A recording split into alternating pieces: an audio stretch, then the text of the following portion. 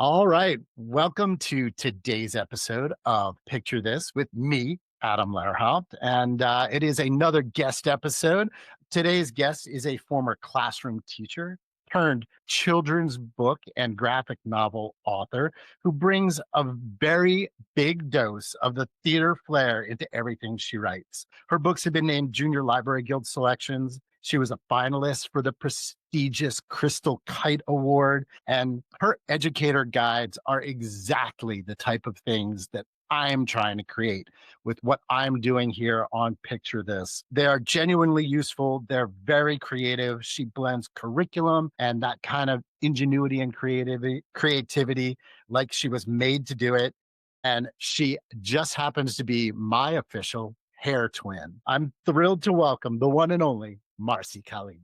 That is the best introduction ever. Thank you, Adam. I am thrilled to be here. I am so excited to have you. Our introduction was one of the most perfect things where it was you introducing yourself as you to me by just stepping up and being like, hey, we're hair twins. And then we pretty much spent the next couple of days just talking. Totally, totally. I mean, I am drawn to people with big hair. Otherwise, I'm drawn to myself, I guess. It's like the kind of thing where they say really, really tall people tend to stay around really, really tall people, right? We kind of blend in a little bit if we stand next to people with that same feature, right? Yeah, they don't know where you begin and where I end. The curls are everywhere. So I want to start with our kind of shared background. So we both sort of started with a little bit of that dramatic theater S kind of thing. When you're thinking about your writing, how much of that comes from thinking about things in terms of what the character's movement is or performance is, the way that you would think about it when you're talking about theater? I think that when I write, no matter what I'm writing, it's always something very highly visual for me. I think of action that is being shown, moments that are going to be shown in a scene as like on stage and with the curtain open, things that happen off the stage or things that you can just put in a telling line that just kind of says, "Oh, and this happened while we weren't watching." And so to me it's very much even my picture books I like to start with like a curtain up kind of feel and a curtain down kind of feel. So I think that even more than I have really given thought to it before you asked this question, I think that I very much lean into my theater background all the time when I write. I think as you said in the introduction, my newest love is graphic novels and comics. It's basically I am scripting a stage play. It's like so much fun. Once I started doing that, I was like, this is fun, and this also comes very naturally to me, and I think it's because of the theater background. For people who aren't aware, your graphic novel series has extended to the next phase where it's little cats instead of just regular cats. It's taken on a whole new bed. Yeah, so I worked freelance for Epic, which is an online digital reading app. I was Yeah, hired freelance to write some comics for them by Eric.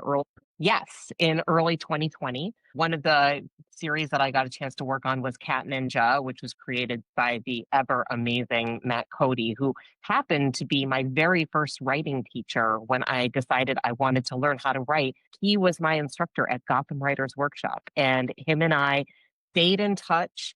When I moved away from New York City, we would still get together when I would come into town, and found out he was working at Epic one day. And I was like, hey, I'd like to do that. And so I started freelancing with them, and then ended up working full time for them remotely starting in August 2021. And one of the series that I was given as lead writer was Kitten Ninja, which was created by the amazing Colleen A.F. Venable. And she wrote the first episode, and then I was told just to go off and do the rest of the series, which was great, which also plays into my theater background because one of the things that I have found such joy in over the last, I'd say, 5 years is been playing in other people's sandboxes by getting hired to write within other people's existing IP. And I did that throughout my time at Epic. I didn't create any of the IP that I worked on, but I was able to take it on,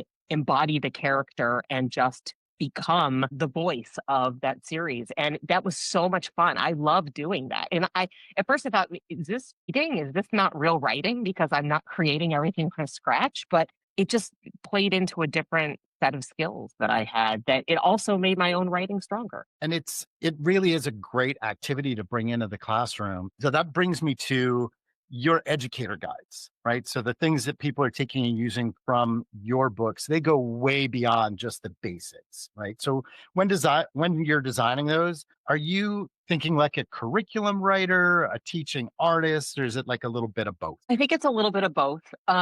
My so I started my teacher's guide business way back in, I believe, 2011 or 2012. I think it was 2012. Really, it stemmed out of the need to make some money to figure out what my business was. And I was still learning how to write. I was still learning how to write picture books. I wanted to do something that was in the world of picture books that kept me, connecting to people and studying picture books on the side. And I just wanted something that was picture book writing adjacent. And when I was in the theater, I was in educational theater and I worked for several theater companies creating curriculum guides for their season, either their season or when I worked on Broadway for specific Broadway shows. And I found it fascinating to be able to watch something like Chicago, the musical, and pull out all of this information about the media and the media in crime and the American judicial system and celebrity. What does celebrity mean? And all of these like really useful themes that come out of what looks on the surface to be just a really fun musical. So throughout my theater career, I was working alongside theater companies to develop these curriculum guides. And when I decided I wanted to start a side business in this kids book world, I was like, do people use these kind of guides? Like, I have no idea because there weren't really a lot of freelancers who did it back then. Like, I was probably one of the first who actually put my stake in it and said, this is one of the five businesses I'm going to do. And so I reached out to a couple editor friends of mine and I said, is this something that publishers want? Like, would they do something with this? And they said, yeah, send us some writing samples. And I was like, well, the only writing samples I have are like from Broadway shows and everything. And they said, we'll create one for a picture book and then send it to us as a writing sample and we'll get you on our roster. So I put on social media that I was going to do a pro bono teacher's guide for somebody. Does anybody have a book coming out right now that wants a teacher's guide for free? And Corey Rosen Schwartz was having Three Ninja Pigs come out, which was her very first picture book. And she was like, you can do one for Ninja Pigs. And I was like, great. So I did it. And I had so much fun. I leaned into a lot of the stuff that I would do, the hands-on activities, the theater based stuff that I would do in curriculum guides for theater and created that. We put it on Twitter so everybody could see what I had done and on Facebook. And I never ever went back to that publisher with a writing sample because my business blew up. People started reaching out to me. Corey helped me set what I should charge so that it was affordable for authors and illustrators. And that business took off. And now I get contacted by publishers. I mean, I just did one for Highlights Foundation or Highlights Press, actually, North South. I've done them for Random House. I mean, I'm constantly being hired. And yeah, it's a great little side business. And I still to this day have never advertised or applied for anything. It's a nice little steady business. As somebody who has just really started to get into like the hardcore curriculum tied activity guides, I have a lot of respect for what the work you put in over the years. And we'll discuss offline. Nobody wants to hear too much about how hard it is for me to do this. But what are some of your favorite activities that you've seen educators do with some of your stories? One of my favorite ones, and this is one that I use a lot for middle grade and YA novels, is to really dig deep into who a character is. I took an activity that we would use in my grad school experience at NYU, an educational theater, where you draw an outline of a character, a person on a big piece of paper. It kind of looks like a gingerbread boy when you do that, but you draw like this outline. And inside, you put all the stuff that you already know about that character. You just start listing all the different stuff about this character. And then on the outside of the outline, you write everything that you want to know about this character, questions that you Mm. have. And I always find that to be a really cool way of introducing a character at the beginning of the guide to get kids starting to think about who is this character, what makes them tick, what do we know about them, what do I hope to learn through the course of this novel. And it just kind of sets that ground for moving through the rest of the novel. And it's even for the younger kids, it's a great writing exercise where you take the character from the story and you can hand out the little outline and say, okay, what did we learn about this character? Put that all in there. What Hmm. do you want to know and put it on the outside? Now write the story that answers the questions on the outside, right? I like that. That's why we should go into business together and Absolutely. This relying on my brain. I'm always here to discuss these things. And this is kind of what I've been doing. Like I've been immersed for several weeks in just trying to come up with these kind of resources for educators. And it came from just the school visits that I've been doing where people were saying, we only use picture books for this. But Mhm. your talk was to the whole school. Like I'm talking to 6th, 7th, 8th, 9th, 10th graders, like about Mhm. picture books. And I'm holding up a picture book and saying, you can use this to be creative. It really simplifies the lesson and turns it into something more than, okay, it's just a picture book. And because it's so short, it's easy for the educator to get through, for the kids to get through, and then jump right into the curriculum parts. So I was like, well, maybe there's something here that I can start doing. So every one of these episodes will have an activity guide that goes with it. So all the little stuff we're talking about, I'm gonna Nice. I'm creating like activity guides that'll go along with it. And then, hopefully people will be able to go and use them. And then they'll respond and comment and tell me, hey, it'd be great if you did something like this. And then I can, move in the direction that people want and create resources that don't exist that, to make teachers' lives easier. I mean, you know how hard it is. Like you were there, Yeah. you know how hard it is to do. And if we as authors can in any way help and make the things that we care so passionately about more approachable, then people might not want to kick them out of their libraries and schools. Yeah. Yeah. I used to be a high school English teacher. And when I used picture books in the classroom all the time, which also fed into my curriculum development now. And one of my very first clients when I started working in this way, creating teachers' guides, was Diane de las Casas, rest her soul, was the founder of Picture Book Month. And she hired me to create a teacher's guide that was about how to use picture books, how to use curriculum tie-ins for any picture book. And I can share that with you because I don't know if Yeah. that's out there anymore. But Please this is, do, and I'll post it, and I'll put your name and her name and all that stuff yeah, right with it, and yeah. give you all credit. But I'd love for people to be able to have that for sure. Yeah, because for picture books, for when I do a guide for picture books for the elementary school teacher, I do it completely cross curricular. So there are math tie-ins, there are science tie-ins, there are social studies tie-ins. And the reason for that is that a lot of times kids are with the same teacher all day. So why don't you find a way to bring this picture book through your entire course of study and still hit that math component that you need to, touch on, bring in science. When I do a teacher's guide for middle grade or YA, instead, it is a chapter by chapter kind of journey through the book in which you have activities and questions chapter by chapter and then breakout activities as well so that you can also use it for a unit of study where we are working through this book together. And then there are final projects as well. But yeah, I have had teachers say to me, nobody's going to use this entire guide. They're not going to use every single math activity. They're not going to use every single science activity.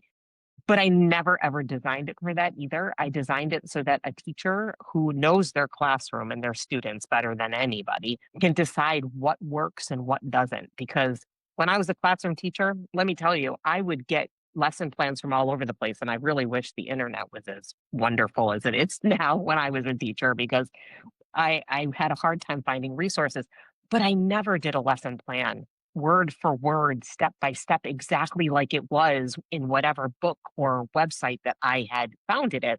I always adapted it based on what I knew my kids needed and what I felt would work. So I just want to provide resources. That's what it is. It's a resource. And teachers can pull out whatever they want. They can readapt a activity that they think they could do better. But that's what it's for. It's for that inspiration, that Oh, jumping off point. start the engine, right? Yes, Just you please. can take one thing away from what I've provided, and it makes your life 1% easier. Then I like that's it. Absolutely. Yep. Right? Just do a tiny little bit. All right. So now we're gonna do I got a fun question here. All right. So I had a teacher who does improv with her students, right? So she'll read a story and then she'll say, okay, we're putting the book away and we're gonna act it out. No script. We're gonna act out this story. So which of your books do you think would be the most fun to see? I mean, I know the one I would pick. And which character would you secretly want to play? That's a fun one. Wow. I think I'm going to go really old school with this, and I'm going to say Penguinaut. I would love to see Penguinaut. I mean, is that what you were going to say? Oh, for sure. And I certainly want to play Orville because I just want to be that determined little, I can do this myself kind of penguin. But I mean, truthfully, with my theater background, I won't be coy about this, but my bucket list is to have one of my books put up on stage. I mean, wouldn't that be like the end all be all? And I see Oh my that god, happening yeah. with some authors that I know, where all of a sudden they'll be like, such and such theater program and blah blah blah is going to do a version of my. So if somebody did Penguinaut, oh my goodness, please invite me, and that would be the end all and be all. Cool would that be? I just talked to, uh, Paul Sajak. Yes, Well, yeah. somebody in Scotland is doing one of his books as a play for the school, and a school in England found out about it, and they're getting the script. Oh Like, my how goodness. cool like, there's so many creative things that are out there that people are doing. Oh, It's amazing. It's amazing. that is so cool. That is so Um, cool. He's like this far Someday. away from being knighted. He'll be knighted next. Ah, he would be a great knight. Uh, Sir, Shout out to Paul. So before I get into my last two things, I want to talk about just sound and rhythm and emotion in story, right? So there's a kind of music to really well written picture books, whether they're rhyming or not rhyming. There's a kind of rhythm to them that you really catch in your stories and that dramatic arc. And it may come from the theater, it may just be that you're really good at doing what you do. Those emotional beats, those crescendos, how do you capture those when you present? Like what is mm, your secret to that we can give to educators that you use? I think one of the things that I learned about reading a picture book or a book of any kind, really, out loud to a group of kids is the power of getting quiet. Because, if you've been a classroom teacher, you know that when you stand in front of the class and you yell as loud as they are yelling, everybody be quiet, they don't quiet down. They don't. And then I learned, unfortunately, after I left the classroom, it was when I was a visiting artist, I learned that if you just start to talk very quietly, the kids quiet down to listen to you because they can't hear you otherwise. They can hear you screaming over them. They're just not going to listen in the same way. So to get really quiet really draws them in, and I like to use that when I read picture books also, because like when you get really quiet, they know like I'm on the suddenly you lean in, you're on the edge of your seat. And also to just use the pauses before a page turn. I mean, anybody who's ever read to one kid on their lap knows that if you take too long to turn that page, especially after an ellipses, until dot dot dot, and then you just pause. It drives the kid bonkers, and they just got to find out what happens next. And so I really like to play with the page turns and with just volume. You don't have to be at full volume all the time, which is something that I am in a band, and that's one thing my band needs to learn, that you don't play at the same volume all the way through like a freaking freight train.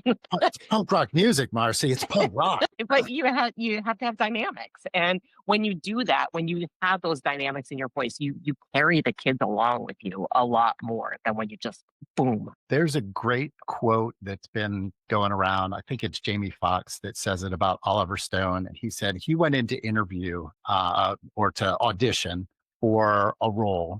And I believe it was Any Given Sunday. And he was leaving and he saw what the director had written down. And it just said, very TV actor or something like that. And he was like, I guess I didn't get that. And a couple days later, he got a call back and they said, the director wants you to come back in and audition again for, for a role.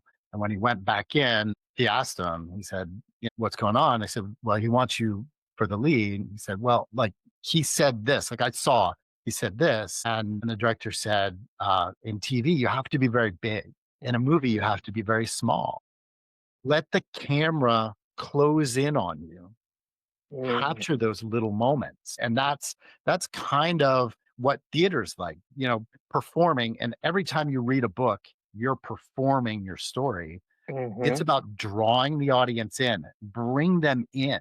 Don't project the book at them. Project your voice a little bit, but bring them into the story. Yeah. Oh, it's so cool, and it's one of the reasons why I love a wordless spread or a spread that has just 2 words on it. And I've used that, it's also a way of when you're not present and your book is being read, it's a way of controlling the pace a little bit more, which is the reason why in Survivor Tree I used a refrain. It was to slow the story down because if I had not had the refrain, which was actually something that was suggested to me at one point, you would have blown through the story and it wouldn't have had the same kind of The cadence impact. to it.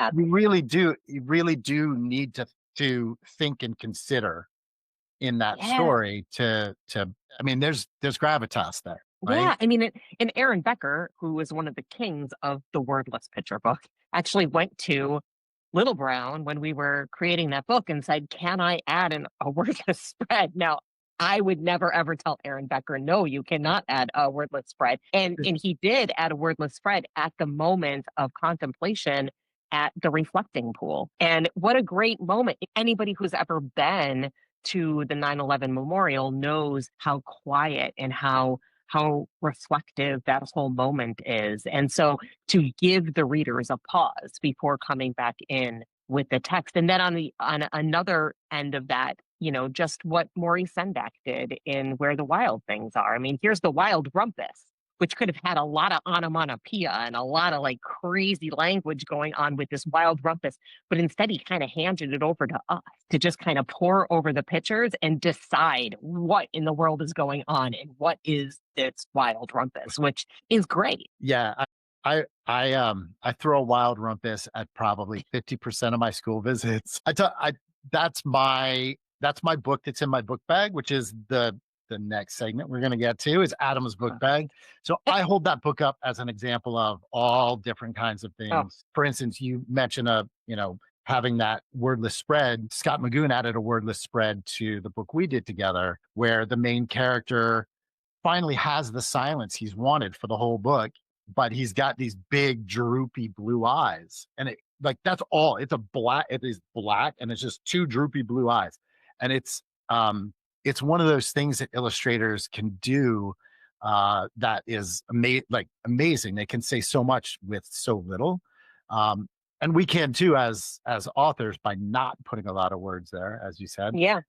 So what is a book that you find yourself going to when you need to demonstrate concepts and ideas when you're talking to readers and students? Well, absolutely where the wild things are. I mean, I think that that book, if there is ever anything that's considered a perfect picture book, both illustratively and text based, it's where the wild things are. And I mean, that was published in the 60s, and we have not seen, I mean, I think that was kind of like that was the example. I mean, thank goodness it came in the 60s, right? Because we've had it as an example for so many decades. I'm trying to think of some other books that I like to bring out as an example. One of the books that I absolutely love that I'm always shouting out is uh, Alfie, the one about the turtle. Do you know this?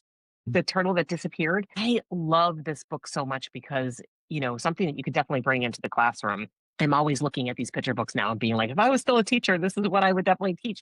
But point of view, because that whole first half of the book is from the little girl's point of view as she gets this turtle as a pet and she loves having this turtle. And then she's getting ready for her birthday and her turtle disappears. And there's a point of view switch in the middle of the picture book, which I have never seen before. And then the rest of the picture book is from the turtle's point of view on where the turtle journeyed. And then there's even a little illustrative at the end where you realize how long the turtle has been gone for. And it's brilliant. And it is such a great, I know it's an author illustrator book, but it is such a brilliant marriage of good writing and good illustration. And with that, it did something that I've never seen before, which is switch the point of view in the middle of a book. I love that. There's a project I'm working on where I can use that as an example. And thank you Mm, for reminding me of it yes. because I've been going back and forth on what point of view to use. And It's it's by it's Tyra really hard. Heather, I think is who wrote that book. It's brilliant. Really? Brilliant. Who is it?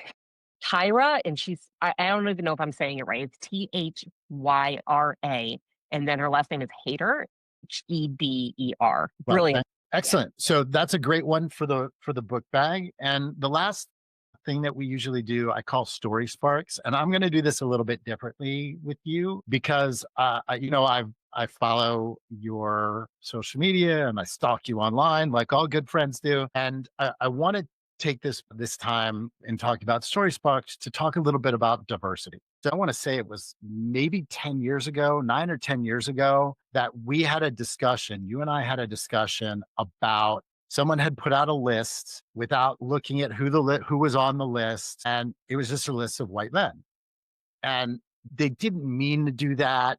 Like it Mm-mm. wasn't intentional, but the conversation we had was diversity doesn't happen if you don't make an effort, or inclusiveness doesn't happen without an effort. So talk a little bit about what diversity is to you, how you include it in what you do, and maybe some tips for bringing that into the classroom. Yeah. No Thank pressure. you for no. Thank you for bringing that up. I forgot that we had had a conversation back then. It was funny because I feel like I spoke out quite a bit I started finding my voice regarding diversity about 9 or 10 years ago. To me, I feel like it is a conscious effort. To default is what publishing has been doing for decades, which is why did not actively seek out voices of people who are not white men, basically white men, white women. And so it's a conscious effort. As far as an author, one of the things that I took very, very seriously was that around that same time, around 9 or 10 years ago, there was a petition that went around about not attending all white events and all white panels as an author. And so that can be kind of difficult because sometimes you say yes to things and they don't have the whole faculty or the whole panel put together yet. And so you have no idea. And suddenly you are faced with the fact that you are a sea of white people and there is only one voice, one culture, one experience being spoken about here. And that's not to say that white people don't have different experiences, but we need to bring more diversity and inclusion. And so I found myself about 10 years ago speaking up when I found out that I was at a conference where I was going to be a keynote speaker. And the only other keynote speaker was another white blonde woman. And the whole faculty was pretty white. And this was also an area in the South where I felt like, your membership has a lot of people in it of color. And so therefore we should probably recognize that and not be looking like the gurus here who are teaching the other people how to do what we do. And I pushed back about that. And I got some support and I also made some enemies. And I know that I made some enemies. I know some people were not very happy about that. Luckily, the event did decide to bring in a woman of color. And, at first it was, well, you can give up your spot.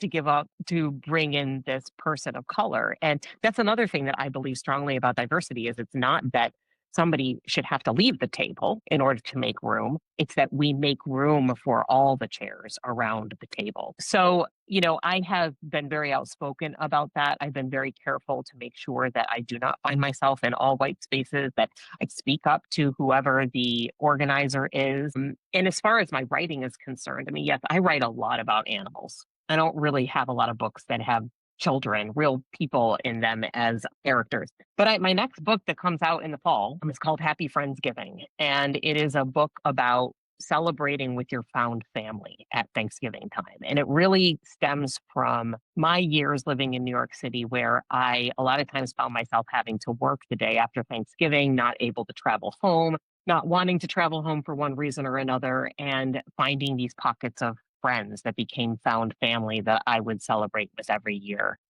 One of the things that was so great about that was how diverse the group was, how diverse the food was that they brought, that I never ever thought to have rice and beans with my turkey or never thought to have cornbread, different things that I just never ever thought of. And so we would have these wonderful, diverse experiences. And so when I wrote Happy Friendsgiving, it was very important to me. I put as an art note right at the top of the manuscript that this is a diverse group of people, age wise, ethnicity, religion. We want to see it all. Thankfully, the book definitely looks like the world that I want to sit around that table with all the different faces. I lived in New York City for many years. I loved the days that I would look around when I would be on a subway car and I would be the only person who was speaking English, that I was the only person who was white. It just makes our world and our experiences so much richer to listen to other people and to listen to their experiences and not silence them and give them the freedom to just express themselves as they want. And so, yeah, I think because of my time in New York City, it just seems natural to me to just have diversity. It just seems in the classrooms that I taught in also were very diverse. So yeah, it feels like a no-brainer to me, but it is definitely also a conscious choice to make sure that we are amplifying voices that have long been silenced. Yeah, and if you're making a choice to include diverse activities, diverse books, diverse stories, diverse voices in what you're doing, even if you only have one person in your class or two people in your class, they feel seen, they feel heard. They see themselves or they hear themselves in a way that they don't in other stories or in other activities. And I really think that when we're talking about impressionable children, it's incumbent upon us as creators to make sure that those things are out there so that Mhm. educators have them to use them. Yeah. I mean, in being seen, that is probably one of the most powerful things that you can do for a human being is just to see them. Another book I'd love to shout out, a picture book, debut picture book 10 years ago came out from Cale Atkinson, who is both a phenomenal creator, but also a genuinely wonderful human being. And his book, To the Sea, which was his debut book, is about a little boy who finds a beached whale. And this boy does all he has to get this whale to the ocean during this book. And I remember Matthew Winter and I just gushing and crying over this book because there's this moment where this little boy looks the whale dead in the eye and says, I see you. And that to me was one of the most powerful pages that I could have ever seen. And I put that actually into my book, The Bear's Garden, where the little girl says to the plants, I believe in you. And she speaks right to them. And it's so important. So even a book about a boy and a whale, like you can show that you can see people. When I lived in New York City, there were many times that I would come upon who were asking for money on the street or something. And I remember being at this one street corner, and I think it was in Times Square, and this young guy was sitting on the street and he was begging.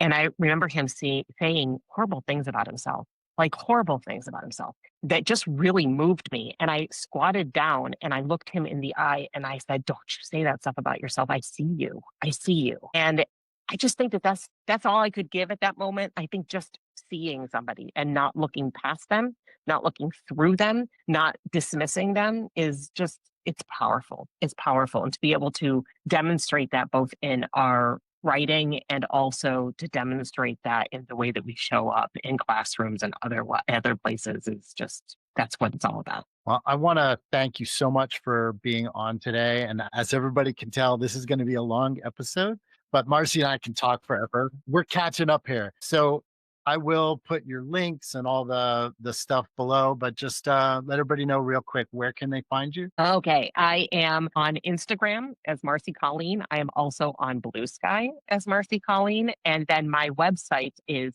thisismarcycolleen. This is Marcy Colleen.